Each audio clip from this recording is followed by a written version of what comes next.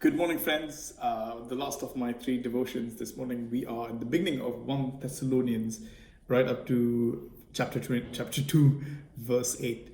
And if you read chapter 1 of 1 Thessalonians, it's just full of really good, positive things that Paul is writing to the church, and it's really honoring them and talking about their faith and just his joy in the church and where they are, and even the word of them has been spreading out. The report of them they themselves report concerning us kind of reception we had among you, how you turned to God from idols to serve the living and true God and to wait for His Son from heaven. And this chapter 1 sounds like every church planter's dream, and everybody who's involved, like you and me, in the building of the church sounds like, wow, this is amazing. People are receiving Jesus, and this sounds really good.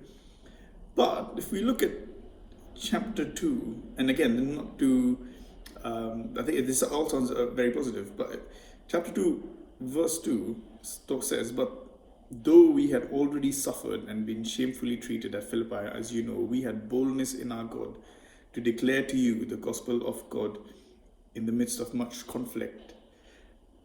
And this verse just brought me a lot of comfort. So Paul was saying that he'd suffered, he'd been shamefully treated, and there was a lot of conflict. And yet, in the midst of all of that, they bore much fruit in this church.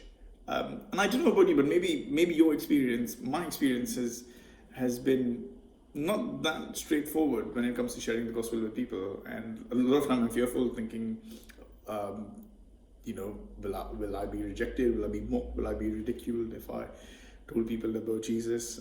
We seem to be living in a time where there's a very strong anti-gospel, anti-Jesus message, where the church is being belittled and mocked, and it's not great. It's not cool to be a part of a church. And much conflict at the moment. Even just the stuff that we read in the news. Terrible injustices and just terrible things that seem to be happening around us at the time.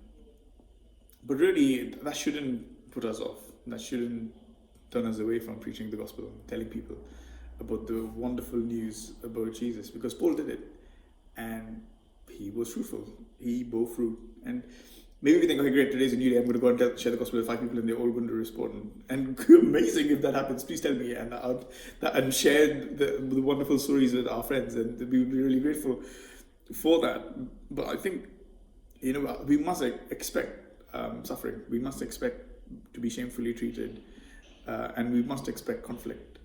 But to know that God's with us in this, that He hasn't abandoned us and said, oh, you've been shamefully treated, so I'm going to leave you and find somebody else. No, he was with Paul, and He is with us, and He will see His gospel bear fruit. So that verse just brought me comfort. We see gospel fruit, but we see that it comes out of the soil of conflict, and that is something that most of us must be experiencing at this time. So let that fill us with strength and comfort as we go out in our day to bear fruit for Jesus and to tell the gospel, to share the gospel and the good news of Jesus Christ with our family and our friends. Have a great day, and see you soon.